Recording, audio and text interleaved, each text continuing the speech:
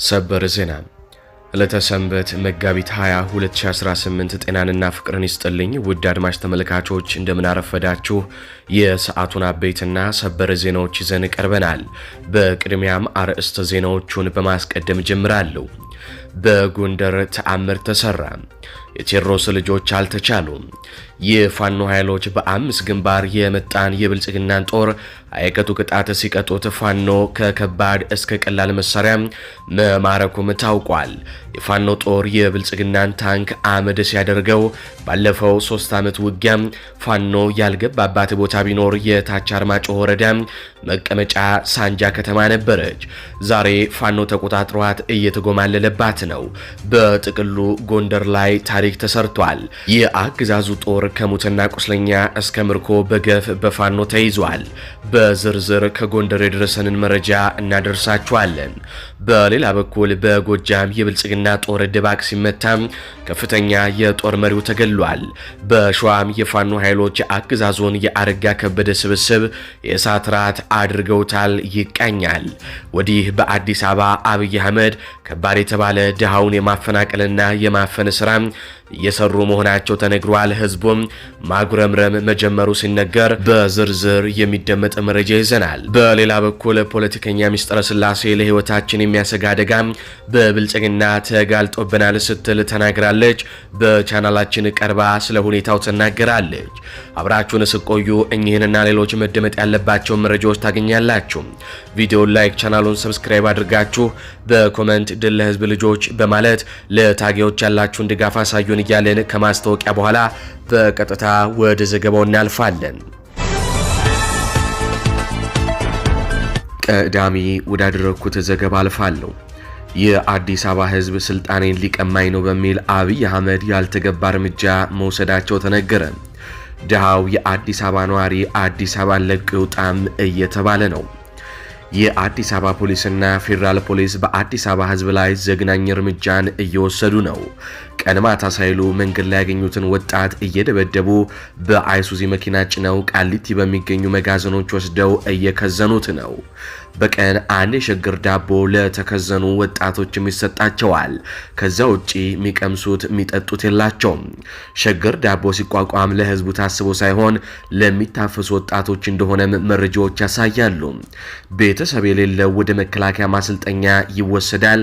ቤተሰብ ካለው ደግሞ ከተከዘነበት 50 ሺህ ከፍሎም ይለቀቃል። ቤተሰብ ተበድሮም ይሆን ከየትም አምጥቶ ልጁን ለማስለቀቅ ብር ይከፍላል። ቤተሰብ የሌላቸውና እዚህ አዲስ አበባ ብቻቸውን የሚኖሩ ወጣቶች ግን ታፍሰው የሚደርስላቸው ስለሌለ በቀጥታ ወደ ወታደራዊ ካምፕ ተወስደው መከላከያን በግዴታም እንዲቀላቀሉ እየተደረጉ ነው። የአብይ አህመድ የጸጥታ ኃይሎች በተለይ ፖሊሶች አዲስ አበባ መንገዶች ላይ ስልክህን አምጣ ይሉህና አልሰጥም ካልክ ከባድ ድብደባም ይከተልሃል። ስልካችንን ይወስዱና ነገ ፖሊስ ጣቢያ መጥተህ ውሰድ ይሉሃል። በነጋታው ፖሊስ ጣቢያ ሄደ ትላንት 2 ፖሊሶች ስልኬን ወስደውብኝ ነበር ነገ መጥተህ ውሰድ ብለውኝ ነበር ስትል የፖሊስ ስምን ለማጥፋት የተላከነ ብለው ያስሩሃል ሲሉ የአዲስ አበባ ወጣቶች ይናገራሉ። ከ2 ቀን በኋላ 50 ሺህ ብር ከፍለ መውጣት ትችላለህ ይላሉ ነዋሪዎች። አልከፍልም ካልክ ደግሞ ድብደባው ከባድ ነው እንድትከፍል ያስገድዱሃል ሲሉ የአዲስ አበባ ነዋሪዎች አሁናዊ አኗኗራቸውን ይናገራሉ። አብይ አህመድ እንደ ስትራቴጂ በኢኮኖሚ ዝቅተኛ የሆኑ ዜጎች አዲስ አበባ ላይ እንዲኖሩ አይፈልጉም። ተማሮ ህዝቡ እንዲወጣ ነው እያደረጉ ያሉት። በአዲስ አበባ ኑሮ ውድነቱ በኢኮኖሚ ዝቅተኛ የሆነውን የማህበረሰብ ክፍል ነው እየደቆሰው የሚገኘው። እናም በህዝቡ ዘንድ ጉም በርትቷል። በየቀኑ እየጨመረ ያለው የኤሌክትሪክ፣ የቴሌ፣ የጉዞ ታሪፍ ህዝቡን ለምሬትም ዳርጎታል። አብይ አህመድም ይህንኑ የህዝብ ብሶት የተረዱት ይመስላሉ። አንድ ቀን ይሄ ህዝብ ገንፍሎ ወጥቶም ስልጣኔን ይነጥቀኛል ብለው ሰግተዋል። ስለዚህ በአዲስ አበባ ፖሊስና በፌዴራል ፖሊስ ህዝቡ ተማሮ ከአዲስ አበባ እንዲወጣ ለማድረግ እየሞከሩ ነው። አብይ አህመድ ከዚህ ቀደም በፓርላማ ህዝቡ ነዳጅ ተወደደ፣ የጉዞ ታሪፍ ጨመረ ካለ ገጠር መግባት ይችላል ማለታቸው ይታወሳል።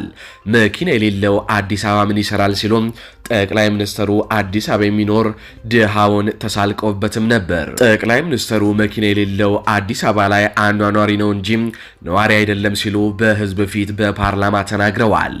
መኪና ያለው ለመሸጥ የተገደደበት ጊዜ መጥቷል። በትራፊኮች እየተዘረፍን ነው ሲሉ መኪና ያላቸው ነዋሪዎች በምሬት ይናገራሉ። የኢትዮጵያ ህዝብ 130 ሚሊዮን ነው ተብሎ ይታሰባል። ባጃጅን ጨምሮ የመኪና ቁጥር 1.5 ሚሊዮን ነው። አብይ ስለ የትኛው መኪና እንደሚያወሩ ግልጽ አይደለም። በዚህም ኢትዮጵያ የዓለም መሳቂያም ሆናለች። የአዲስ አበባ ፖሊስና የፌዴራል ፖሊስ አዲስ አበባ ላይ አሁን ድሃውን እየዘረፉም እያስቸገሩት ነው። ድሃው ተማሮ እንዲወጣም ከፍተኛ ሴራም ተሴሯል። መዝረፍ የለመደ በኋላ ላይ ተው ብትለውስ ለሀብታሙ ይመለሳል ወይ? ጥያቄው ሌላ ነው። ድሃው ዘርፈው ከጨረሱ በኋላ ወደ ሀብታሞች ይዞራሉ። ያኔ አብይ አትዝረፍ ቢሉ እንኳን አፈሙዛቸውን ወደ ራሳቸው እንደሚያዞሩ ሊታወቅ ይገባል። ሰሞኑን ድሃውን የማፈናቀልና ድሃውን የማጎሳቆል ስራቸው መካከል ውስጥ አንዱ በሆነው ተግባራቸው ሰሞኑን አረቄ ሸጣ የምትተዳደር አንዲት እናትን ደብድበው አካሏንም አግድለዋታል።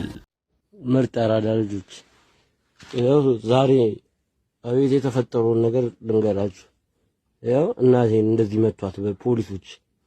ይኸው እግሯን አቆሰሏት። ኪዳነ ምሕረትን ነው የምላችሁ መቤቴን። ይኸው እስቲ የኢትዮጵያ ሕዝብ እስቲ ይፍረደን እስቲ። ይኸው ለምን አረቄ ትሸጣላችሁ? እናቴ ተሙት። ይኸው እኛ ዳነን፣ እኛ ሰርተን ነው የምንበለው። ይኸው ቤታችንን እንዴት እንዳደረጉት አዲስ አበባ ፖሊስ እናቴን ደበደበብኝ። የምሬን ነው የምላችሁ። አዲስ አበባ ፖሊስ እናቴን ደበደበብኝ። ይኸው እናቴን ደበደበብኝ አዲስ አበባ ፖሊስ። ይኸው እህቴ የለችም ከቤት አባቴን መቶታል። ይኸው ቤቱን እንዳለ አበለሻሽተውታል። እኔ ዳኒ እናትና አባቴን ግን ሲመታ አላዩትም፣ አልደረስኩበትም። ኪዳነ ምሕረትን ይኸው እናቴን እንዴት እንዳደረጓት በቃ አታልቅሽ አንቺ። ይኸው ግንባሯን እንዴት እንደመቷት።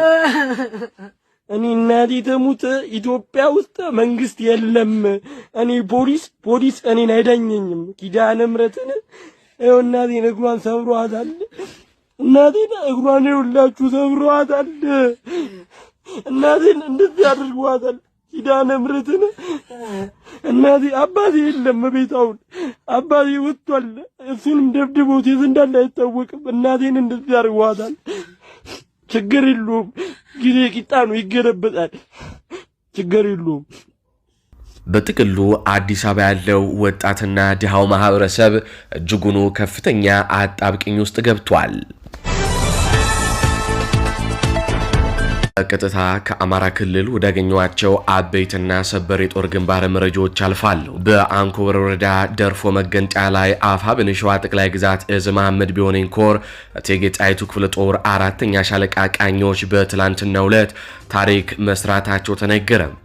መነሻውን ከአንኮበር አድርጎ እንቅስቃሴውን ወደ ደርፎ መገንጠያ ያደረገው ያረጋ ከበደ ስልጣን ጠባቂ 30ኛ ሻለቃ አድማ በትንና ሚሊሻ በአንድ መኪና ተጭኖ ሲንቀሳቀስ የእቴጌ ጣይቱ ክፍለ ጦር 4ኛ ሻለቃ ነበልባሎች ቃኞች ቀድመው ገዢ ቦታ በመያዝ ጠላት ደርፎ መገንጠያ ላይ ሲደርስ በመኪና ላይ እንዳለም ድንገተኛ መብረቃዊ ጥቃት በመፈጸም በብልጽግና ኃይል ላይ ከፍተኛ ጉዳት አድርሰዋል ሲሉም የዓይን እማኞች እንዲሁም ደግሞ የፋኖ ምንጮቻችን ገለጹ። ከሞተው የብልጽግና ሰራዊት መካከል በአንኮበር ወረዳ ደርፎ ቀበሌ ልዩ ቦታው አጋምብር ከሚባል አካባቢ ሚሊሻ የነበረች ለአምሮት ጥላሁን የተባለች የብልጽግና ከፍተኛ ሎሌ አመራርና ሌሎች 9 የብልጽግና ኃይል በተሰራው ኦፕሬሽን ላይ መለሱ የተሸኙ ሲሆን ብዛት ያለው ቁስለኛ ጭኖ ወደ አንኮበር ወረዳ የብልጽግና ጦር ፈርጥጦ ተመልሷል ተብሏል። ነበልባሎቹ በፈጸሙት መብረቃዊ ጥቃት የተናደደው የአገዛዙ ሰራዊት ያለ ሌላ ኃይሉን ይዞ ወደ ቦታው በሁለት አቅጣጫ የተንቀሳቀሰ ሲሆን ከውሻውሽኝ የመጣው መከላከያ ኃይል ወደ ደበሌ ሲያመራ፣ ሁለተኛው ከአንኮበር የመጣው አድማ በትን ደርፎ መገንጠያ መግባት አቅቶት ውርደቱን እየተከናነበም ተመልሷል ተብሏል። በሌላ ዜና ከአንኮበር ወረዳና አልዩ አምባ ከተማ ያለው የአገዛዙ ሰራዊት በተከታታይ ቀናት እየፈረሰ እቴጌ ጣይቱ ክፍለ ጦርንም እየተቀላቀለም ይገኛል። አፋብን በሰጠው የምህረት አዋጅ በትላንትናው ዕለት ተቀብለው አፋብን ሸዋ ጠቅላይ ግዛት እዝ መሐመድ ቢሆነኝ ኮር እቴጌ ጣይቱ ክፍለ ጦርን የተቀላቀሉ አድማ ብተኖችም አንድ ቢተው ደስ የተባለ ከ29ኛ ሻለቃ ከሻምበል 2 ሲሆን 2 እግር ክላሽና ከ90 ጥይት በላይ ይዞ የፋኖ ኃይሎችን ተቀላቅሏል። በሌላ በኩል ምክትል መቶ አለቃ ልጅ አለም ደሳለኝ ከ29ኛ ሻለቃ ከሻምበል 2 ከአልዩ አምባ 1 እግር ክላሽ ከ90 ጥይት ጋር ህዝባችንን ለሚያሰቃየው ስርዓት ለወደቀ አገዛዝ አንተባበርም በማለት ከአልዩ አምባ ከተማ በመክዳት አፋብን ሸዋ ጠቅላይ ግዛት እዝ መሐመድ ቢሆነኝ ኮር እቴጌ ጣይቱ ክፍለ ጦርን በሰላም ተቀላቅሏል። ወደ ጎጃም አልፋለሁ። 77ኛ ክፍለ ጦር በቁጭ ከተማ ባደረገው ተጋድሎ በብልጽግና ኃይል ላይ ከባድ ጉዳት ማድረሱ ታወቀ። በዚህ ተጋድሎ 14 የሚደርሱ የአገዛዙ ወታደሮች ሙትና ቁስለኛ ሲደረጉ ክላሽንኮቭ መሳሪያዎችና ሌሎች ወታደራዊ ቁሳቁሶች በፋኖ ቁጥጥር ስር ውለዋል። በአፋብን ምዕራብ አማራ ቀጠና ቴዎድሮስ እዝ 109ኛ ኮር 77ኛ ክፍለ ጦር 5ኛ ሬጂመንት አባላት በቁጭ ከተማ መሽጎ የሚገኘው የአገዛዙ ጦር ላይ በፈጸሙት የአጭር ሰዓት የተቀናጀ ማጥቃት በብልጽግና ኃይል ላይ ከፍተኛ የሰውና የቁሳቁስ ጉዳት ማድረሳቸው ክፍለ ጦሩ በህዝብ ግንኙነት መምሪያው በኩል ለሚዲያችን በላከው መረጃም ገልጿል። የሬጅመንቷ ምክትል ዘመቻ መሪ በሆነው በፋኖ ብርሃን ሹመት የተመራው ይህ ወታደራዊ እርምጃ በትላንትናው ዕለት ከቀኑ 8 ሰዓት ተኩል እስከ 10 ሰዓት ተኩል ድረስ ለ2 ሰዓታት የቆየ እንደነበረም ታውቋል።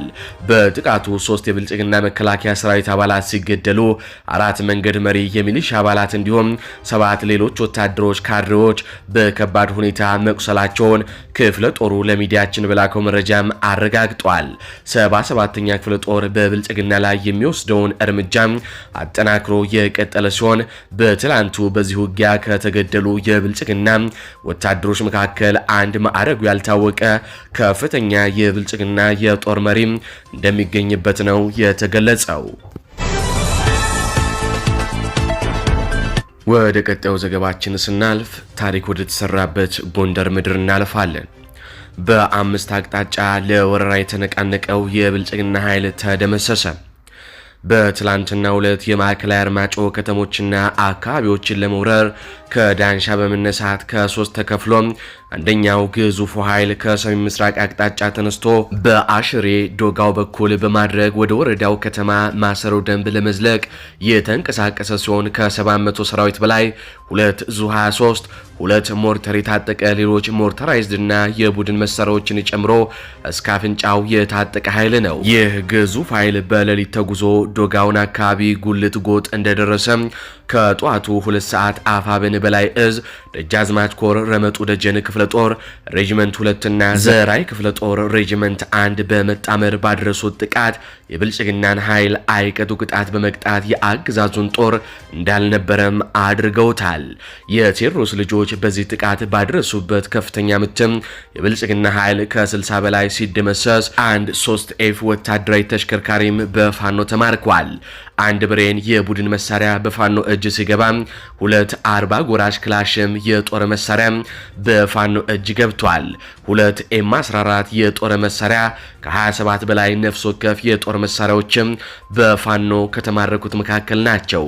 ደመቅ የተባለ ለአመታት በህዝብ ላይ ግፍና በደል ሲያደርስ የነበረ የወረዳ ሚሊሻ ኃላፊም በዚህ ጦርነት ተደምስሷል። በርካታ የነፍስ ወከፍና የቡድን የጦር መሳሪያ ተተኳሽ በዚህ ግንባር የተማረከ ሲሆን በዚህ ግንባር የደረሰበትን ምት ተቋቁሞ ከጀግናው የፋኖ ጦር ፊት መቆም የተሳነው የብልጽግናው ኃይል ዶጋው ወደ ተሰኘ አነስተኛ ከተማ አፈግፍጎ የተደመሰሰበትን ኃይል እየቀበረ ጊዜያዊ የመስፈሪያ ቀጠናውን ዶጋው አድርጎ ተመክቶና ተቀጥቅጦ የወረራ ዕቅዱ መክኖበት ይገኛል ሲሉ የአይን እማኞች ገልጸዋል።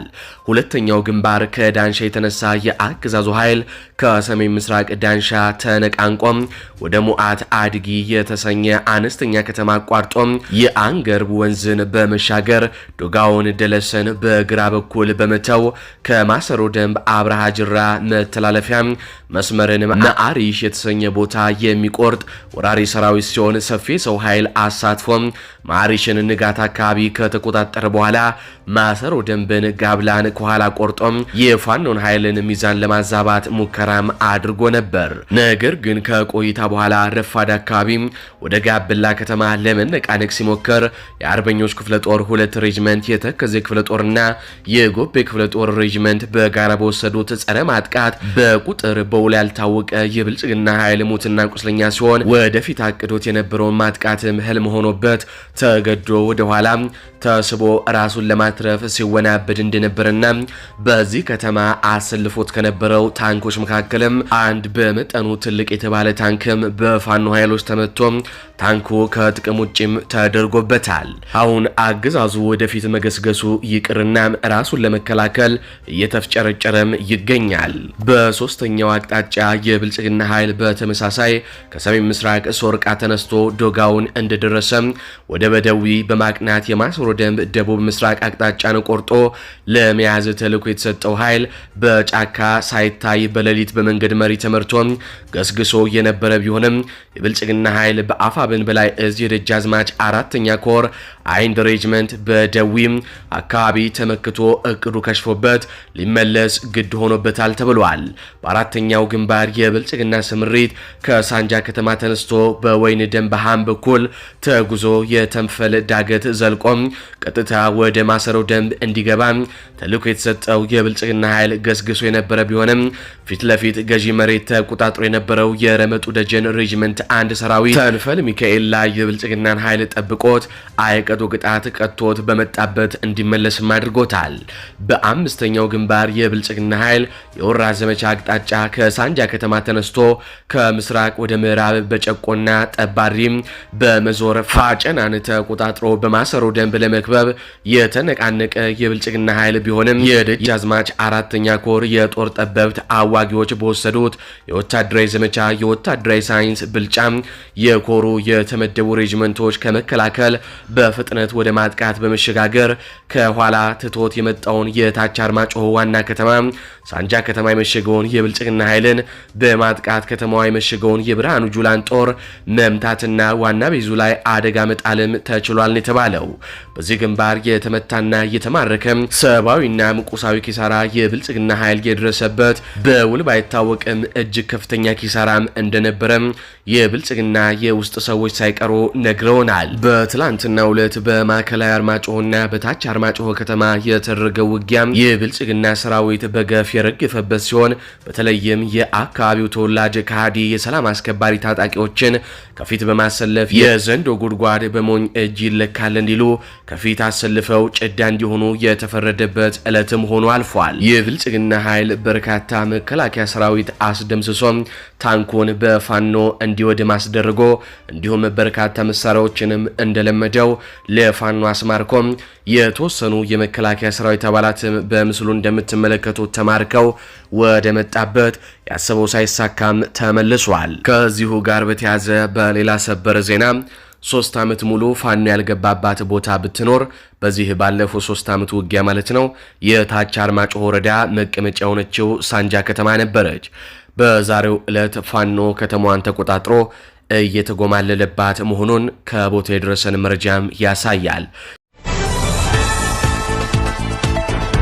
በመጨረሻም ከፖለቲከኛ ሚስጥረ ስላሴ ጋር የተደረገውን ቆይታ ነው። እኛ በተደጋጋሚ እንደ ቅንጅትም እንደ ቅንጅት አባል ፓርቲዎችን በተናጠል አሁን የገለጻቸዋቸውን ነገሮች በተደጋጋሚ ስንገልጽ ነበረ። ስለ አስቻይ ሁኔታዎች ማውራት የጀመርነው አሁን የምርጫው ዓመት ሲመጣ ወይም ደግሞ ፋኖ ወይም ሌላ ታጣቂ ኃይል መግለጫዎችን ሲያወጣ ሳይሆን ኢትዮጵያ ውስጥ ፍትሃዊ እና ነፃ ምርጫ ብቻ ሳይሆን ቤር ሚኒመም አሟልቶ ምርጫ ለማካሄድ የሚያስችል ሲቹዌሽን እንደሌለና ያ መፈጠር እንዳለበት ካልተፈጠሩ ደግሞ ኢሃፓም እንደ ፓርቲ ከዛ ደግሞ ቅንጅቱን ማትላርጅ የራሱን ፖለቲካዊ አቋሞች እንደሚወስድ መናገር የጀመርነው ዛሬ አይደለም። ደጋግመን ስንናገር ነበረ። በጣም ብዙ መደበላለቆችን አያለው። ለምሳሌ እኛ ልንጠየቅ የሚገባው በተለይ በሰላማዊ ትግል ውስጥ ያለን አካላት ልንጠየቅ ወይም ኤክስፔክት ሊደረግብን የሚገባውና በትጥቅ ትግል ላይ ያሉ ወንድሞች ኤክስፔክት የሚደረግባቸው ነገር በጣም የተለያየ ነው። ያንን የሮል መደበላለቅ አያለው በጣም ብዙ ጊዜ እኛ ተነስተን ዛሬ ኖ በቃ ምርጫ እናደርግም ብለን ምርጫውን ባንዴ ቦይኮት አድርገን ከዛ ኮንሲኩዌንሱን አለማሰብ የሚመስሉ ነገሮችን አያለሁኝ። እኛ በጣም በብዙ ፈተና ውስጥ እያለፍን መሆኑን አለማየት የሚመስሉ ነገሮችን እንመለከታለን። እንዳልኩት በኢትዮጵያ ባለችበት ነባራዊ ሁኔታና አሁን ህዝብ እየኖረበት ያለውን ሀቅ በተመለከተ ምንም ልዩነት የለንም። በጣም ከሚነሱ ነጥቦች ጋር አስቻይ ሁኔታዎች ስላለመኖራቸው ልዩነት ኖሮን አይደለም። እንዳልኩት እኛ በሰላማዊ መንገድ ነው የምንንቀሳቀሰው። መንግስት ወይም ደግሞ ስልጣን ሊያዝ የሚችለው በምርጫ ነው ብለን እናምናለን። ስለዚህ ያ ነው የኛ ማንዴት፣ በዛ መሰረት ነው የምንሄደው። ያ ማለት ግን አንዳንድ ሰዎች እንደሚሉት ስርዓቱን ለማጀብና ሌጂቲሜት አድርጎ የኢትዮጵያን ስቃይ ማራዘም በሚል ደግሞ አይደለም። ያንን ለማድረግ ብንፈልግ አስቻይ ሁኔታ የለም ማለት አይጠበቅብንም። ምክንያቱም ኢህአፓ ብቻ አይደለም እናት ብቻ አይደለም ወይም ቅንጅቱ ብቻ አይደለም ኢትዮጵያ ውስጥ እየተንቀሳቀሰ ያለ ፓርቲና የፖለቲካ ኃይሎች ስብስብ ከ80 በላይ ናቸው። በዚህ ምርጫ ላይ ከ40 በላይ የፖለቲካ ፓርቲዎች ነው የሚሳተፉት። ለአጃቢነት ብልጽግና ኢህአፓን አይፈልገውም፣ እናትን አይፈልገውም ፎር ዛት ማተር ወይም ደግሞ መያድን ወይም ቅንጅቱን አይፈልገውም። በጣም ብዙ አጃቢ የሚሆኑበት ነገር አለ። ሌላው መረዳት የሚገባው ብለን የምናስበው በእኛ በኩል በጣም በቃ ፌሽታ ነው የሚሆነው በብልጽግና ቤት ይሄ ቅንጅት ከምርጫ ወጣ ቢባል አንደኛ አመራሮቹን እና አባላቱን ታርጌት ነው የሚደረጉት። ከዛ ግን ባለፈ ፓርቲዎቹን ሙሉ በሙሉ እስከማገድ ድረስ ቢደርስ እርምጃ ይወስዳል። ለምሳሌ ከዚህ በፊት ምርጫን ቦይኮት አድርገው የነበሩ ፓርቲዎችን ኦፌኮን ኦነግን ማየት እንችላለን። ለምሳሌ ኦነግ አሁን አትላርጅ ነው እየተንቀሳቀሰ ያለው በጣም በብዙ ክልሎች በብዙ ቦታዎች ላይ እንትን እጮችን እንዳቀረበ እናውቃለን። ብዙ እጮችን እንዳቀረበ ከነሱ ምንድነው የተማርነው? ኦነግ ምንድነው ከዛ በኋላ የሆነው? ኦፌኮ ምንድነው የሆነው ከዛ በኋላ? ለ5 ዓመት ይሄ ምርጫ እስከሚመጣ ዝም ብለው ነው የቆዩት። ያ አንድ ወይም 4 መስመር 5 መስመር መግለጫ ነው። በጣም ለኛ ቀላሉ መንገድ ምርጫውን አሁን ላይ ቦይኮት ማድረግ መቻል ነው። ለምሳሌ የክርክር መድረኮችን እንዲሁ ደግሞ የአጠቃላይ የምርጫ ሂደቱን ከህዝብ ጋር ለመገናኘት በምንችለው መጠንና አሁን ላይ ያለው ሁኔታ በሚፈቅድልን መጠን እንደውም ከዛም ባለፈ መልኩ እየተገለገልንበት ነው የምንገኘው። ለዛም ነው እንደ ቅንጅቱ አባል ፓርቲዎችም ከዛ ደግሞ አትላርጅ እንደ ቅንጅቱ ዘመቻ እየተከፈተብን ያለው በአገዛዙ የሚዲያ ሰራዊትም እና እንደ አጠቃላይ ባለስልጣናትም እናንተም የምትመለከቱ ነገር ነውና የኛ ችግር በአንድ ቦታ ብቻ አይደለም ያለው። ቅድም እንደተባለው ኮዝ አላቸው የምንላቸው ከዛ ደግሞ ለኮዛቸው እነሱ በመረጡት መንገድ እየታገሉ ነው የምንላቸው ኃይሎች አጌንስታስ ቆመዋል። ከዛ ደግሞ ባለፈ በአገዛዙ አጌንስታስ ቆመዋል። በዚህ ውስጥ ምንድነው የሚፈጠረው? የፖለቲካ ኃይሎችን በተለይ ጄኒውን ሆነው እየታገሉ ያሉ የፖለቲካ ፓርቲዎችን መሀል ላይ የእሳት ራት ማድረግ ነው። ሌላ ምንም የሚመጣ ነገር የለም። ኢህአፓ ቢኖር ነው፣ እናት ቢኖር ነው፣ መያድ ቢኖር ነው፣ ቅንጅቱ ቢኖር ነው ለህዝብ ድምጽ ስንሆን የቆየ ነው። ለፖለቲካ እስረኞች ድምጽ ስንሆን የቆየ ነው። ጦርነቶችን ለዓለም አቀፉ ማህበረሰብ እያጋለጥን ያለ ነው። እንዲሁም የሚደረጉ በደልና ግፎችን አዲስ አበባ ውስጥ እንኳን ስብሰባ ማድረግ እንደማይቻል እያጋለጥን የቆየ ነው ስላለን ነው እዚህ ምህዳር ውስጥ። ምርጫውን ቦይኮት በማድረግ እንደሚባለው ቀላል ነገር አይደለም በመጀመሪያ። ምክንያቱም ምናልባት በጣም ዲሞክራቲክ በሆኑ ሀገሮች ላይ ምርጫን ቦይኮት ማድረግ አንዱ የትግል መንገድ ሊሆን ይችላል። የትግል መንገድ እንደሆነ እናምናለን። ምናልባት እንደ ኢህአፓ ልክ ይሄ እነዚህ አስቻይ ሁኔታዎች ካልተሟሉ ምናልባት የምንከተለው ነገር ሊሆን ይችላል። ዩኒቨር ነገር ግን አሁን ላይ ባለን ሁኔታ ሂደቱን ለትግል ሳንጠቀምበት ከዚህም በኩል የኛ ጠላቶች ናቸው እየተባልን ከዛም በኩል ሀገር ለመበጥበጥ ጠላቶች ናቸው ካለው አካል ጋር ያሴሩ ነው እየተባልን እንዴት እንድንንቀሳቀስ እንደሚፈልግ እኔ በበኩል አይገባኝ። ምናልባት አንድ ቅድም እንዳልኩት 1 2 3 መስመር ጽፎ ምርጫውን ቦይኮት አድርገናል ብንል ለተወሰነ ቀን እንትና ቦይኮት አደረገ ምርጫው እንትና እንዲህ አደረገ ልንባል እንችላለን። ያ አይደለም ፖይንቱ። ከዛ ባለፈ ምንድነው የሚፈጠረው? አንደኛኛ ብዙ ፋክተር ውስጥ የምንከታቸው ነገሮች አሉ። ከዛ በኋላ እንዴት ነው የምንቀጥለው? ለህዝብ ድምጽ መሆን እንችላለን። አድማጭ ተመልካቾች ለሰዓቱ ያስኩላችሁ ዘገባዎች እነዚህን ይመስላሉ። በዜናዎቻችን ላይ ያላችሁን ሀሳብ አስተያየት በኮሜንት መስጫ ስር አስፍሩልን። እንዲሁም በዝግጅታችን ክፍል ላይ ያላችሁን ሀሳብ አስተያየት ምን ይጨመር ምን ይቀነስ የሚሉትንም በኮሜንት መስጫ ስር አስፍሩልን። እንዲሁም ቪዲዮውን ላይክ፣ ቻናሉን ሰብስክራይብ በማድረግ አጋርነታችሁንም እንድታሳዩን እንጠይቃለን። እንዲሁም ላልሰሙ እንዲደርስ ሼር በማድረግ ለበርካቶች ተደራሽ ታደርጉን ዘንድም እንጠይቃለን። በቀጣይ በሌሎች ዘገባዎች እስካገኛችሁ ድረስ ቸር ያሰማን።